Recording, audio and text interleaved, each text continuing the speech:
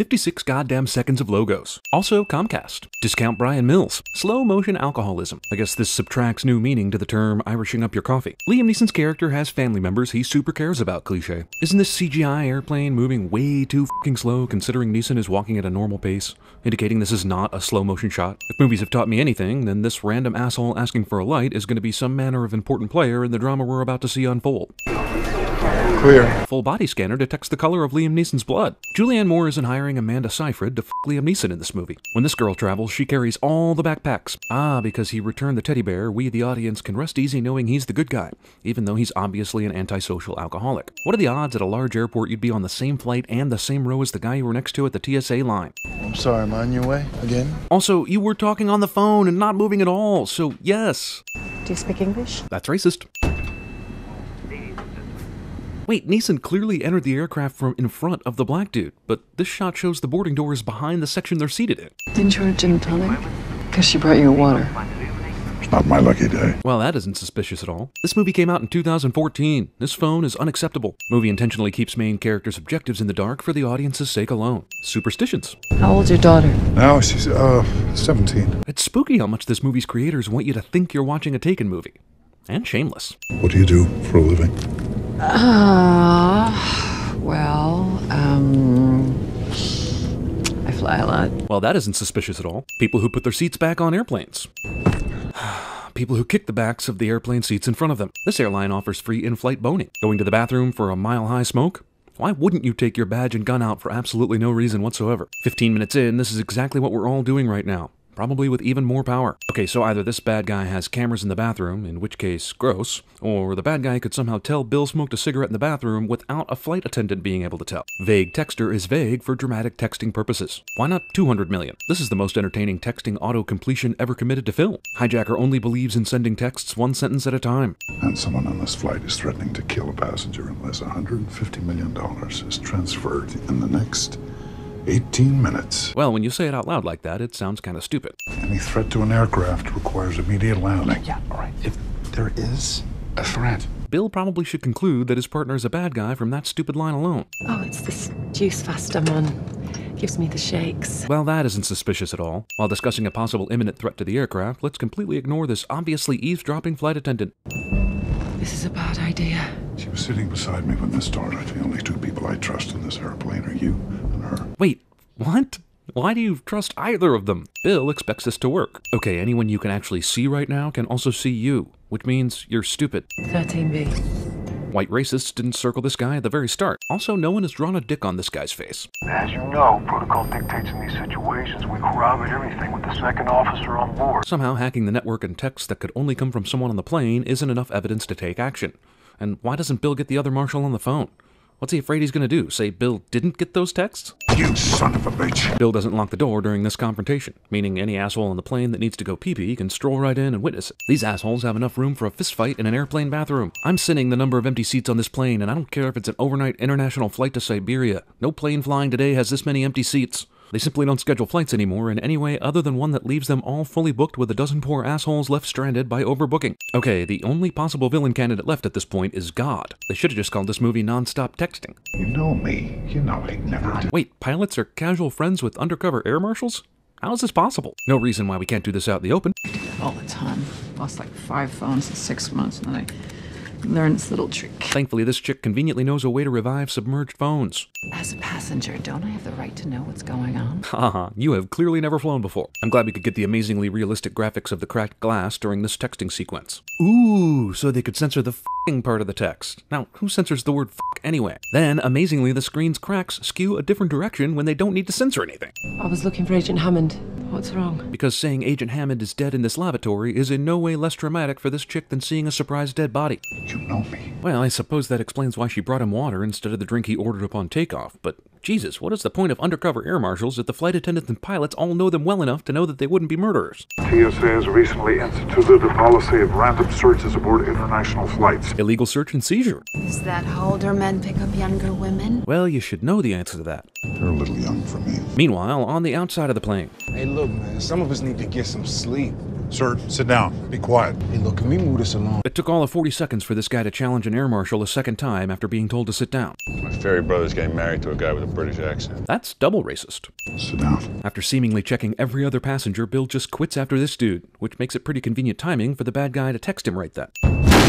Police brutality. You said Amsterdam. Bill has been checking everyone's phone on this flight, all except the one guy who ends up being the most important. Nancy! Convenient turbulence gives godlike bad guy the upper hand as Bill drops his gun. What? Oh yeah, Liam Neeson is about to drop another badass line like the one from Take. Here we go. From one cop to another. Yeah? You know. Oh, man, is that it? That is some bullshit right there. Where'd the screenwriter go? Damn, with 150 people on this flight, he's gonna have to reduce the kill time to like 5 minutes. Otherwise, it would take 2 days or more for that scenario. Have you, the captain, had any reason to unlock this door? Of course not. Besides the 2 times Bill had you unlock it, right? Did you forget about those? Co-pilot opens the door 30 goddamn seconds after Bill told him, This door stays locked till this plane lands safely. The airline believes paying the demand will set a dangerous and irreversible precedent. Airline is obviously not owned by Sony. Would you like to see my phone, Agent Marks? Agent Marks is guilt-tripped by the hot flight attendant into not checking her phone. Guy we find out is a hijacker later, who knows intricate details about phones and shit, and who was supposed to be sitting right next to Bill on this flight, somehow doesn't raise a red flag to the guy who notices everything. The situation is... Damn, dude, just get back on the intercom if you're gonna tell everyone what's up. So what's the air marshal up to now? About 35,000 feet? Time for all the vices! Bill only notices this airflow thing because he's breaking the rules by smoking in the boys' room. He's only a hero because he's such a f***up. Something tells me this guy's YouTube documentary is going to have very important information Bill needs. But more importantly, get millions and millions of views and YouTube watch time. Do you know if someone else went in there after you? Yes. She was standing there blocking the aisle. Of course, this woman doesn't know the other woman's name, but this is still the pronoun game, and now Bill has to ask what the hell she means. The airline now confirming this is, in fact, a hijacking. What FBI or airline protocol would allow the live television broadcast feeds to continue in the cabin during what is obviously now considered a hijacking? He became distraught when his 8-year-old daughter Olivia passed away from cancer. Super important character backstory delivered via news broadcast. I love how everyone on this plane is watching not only the news, but the same f***ing channel. These passengers were crazy belligerent when they thought Bill was a good guy violating their rights. Now they think he's hijacking the plane and no one wants to confront him. Hell, they could block the bathroom when he goes in, but they decide to sit tight. And this guy's sleeping. How did these terrorists know that the other marshals smuggled drugs on the side? You have to A, somehow find an undercover air marshal, and B, somehow, someway find the one that is likely to smuggle drugs on an airplane, and C, find the guy who is also partners with the other guy who has personal problems. Also, how did they know that they could plant a bomb inside the cocaine and that security would let that slide? Despite the fact that we saw Bill himself go through security, and air marshals probably have only a couple things they can, by rule, get on a plane. Oh, now they decide to go for the attack. You had him in a confined area. Also, damn man, did that fire extinguisher not hurt one bit? Have you ever seen the movie Irreversible? If not, don't ever watch it. Just take my word for it. I'm not a good father. I'm not a good man. This speech works, somehow. I'm not hijacking this plane. I'm trying to save it. Since we know that this dude is one of the bad guys, why didn't he just kick this gun under the seat somewhere so that Bill could never find it? Everyone on the ground thinks he's a hijacker, so he doesn't need Bill to be waving a gun anymore to back up that narrative. What the hell are you thinking? Well, I'm still thinking about how quickly you and everyone else switched teams to support this asshole a few seconds ago. Sorry about the nose. That was never my best feature. You guys are BFFs now? That was like literally 4 minutes ago he did that to your nose, you know? Sweetheart, you've got to come out. Adult on a plane with a bomb on it wastes time conversing this girl out of a hiding spot she could easily just be grabbed out of. I was a daddy once to a little girl just like you. Until my alcoholism drove her to cancer. Don't worry. You'll see your father soon, I promise. Uncapable promises. One of your hostages uploaded a video. You're taking a man, dragging him around. This international flight allows YouTube uploads? Shit, I can't even watch YouTube videos on domestic flights. And even if YouTube is somehow unblocked, this plane has connection speeds able to upload video without it taking 7 hours? Isn't it great that this asshole ended up in the perfect spot to capture something so important? And that's not even his original seat. Do you have any idea how easy this was? Well, sneaking cocaine, a bomb, 2 terrorists on the plane, somehow commandeering a secure air marshal cell phone service, creating blow dart weapons, and finding peepholes in the bathroom. Seems like it would have been damn near impossible, actually. But whatever. I'm just ready for credits. 3,000 people died that day, including my father. This guy blames air marshals for 9/11. Man, there were only 33 in service that day. And blowing up a plane and framing an air marshal is going to make everything better somehow? With 1 minute and 56 seconds to go, this bomb takes 57 seconds to hit the 1 minute and 30 second mark. They're not gonna kill all these people. This is a hijacked flight. We're a classified threat to ground. How do the hijackers not know this? This is anti-terrorism 101. Zach, you and I both know we were never getting off this plane. Let's talk about the terrorist plan. First off, how do two completely different people, not part of a crime syndicate or terror network, find each other and plan something that batshit insane? How do you bring this up and know for a fact that the other guy won't narc you out? Second, if you're Zach the computer expert, why would you bother going through with the hijacking when you clearly have the power to hack into a private air marshal network? If you can do that, surely you can hack bank software and do the thing from Office Space or Superman 3. Or you could just hack a bank and funnel the money into a bunch of accounts exactly as you described in the movie. This entire finale depends on a co-pilot who already saw his pilot murdered, trusting the word of an alcoholic air marshal outside his cockpit over the word of 2 Air Force fighter pilots promising to shoot him. In other words, bull f***ing shit, man. Speaking of which, why haven't the fighter jets shot down the hijacked airliner yet?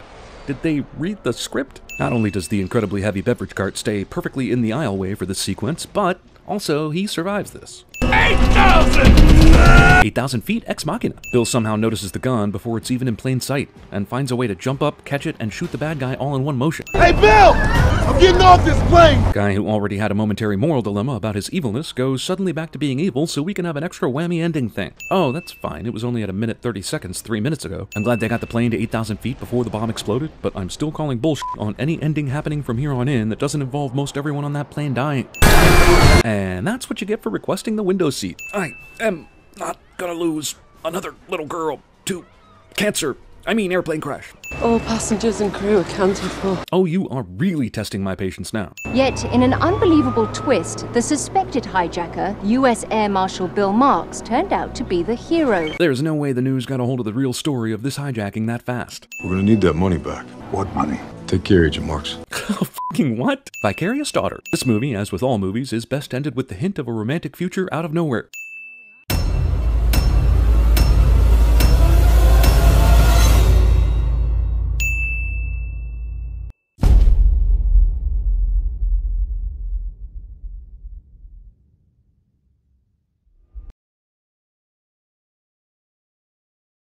The red zone has always been for loading and unloading.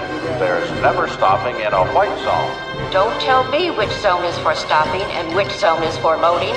Listen, Betty, don't start up with your white zone. Oh, have I got your attention now? Ma'am, please return to your seat. You too! Don't you call me lady! I come in here, I give these things to you, you check, you make your phone calls, look suspicious, ask questions, I'm sick! I'm sorry, I don't understand. Cuddy say can't hang. Oh, stewardess, I speak jive. Oh, good. He said that he's in great pain and he wants to know if you can help him. I don't know what we're yelling about! Loud noises! Oh, so you've never heard of the prophecy? No, or the special? No, You're a liar. We'll kill you. Look, I watch a lot of cop shows on TV. Isn't there supposed to also be a... Isn't there supposed to be a good cop? Are you scared? We better get back, because it'll be dark soon, and they mostly come at night. Mostly. You ever play roulette? Always bet on black.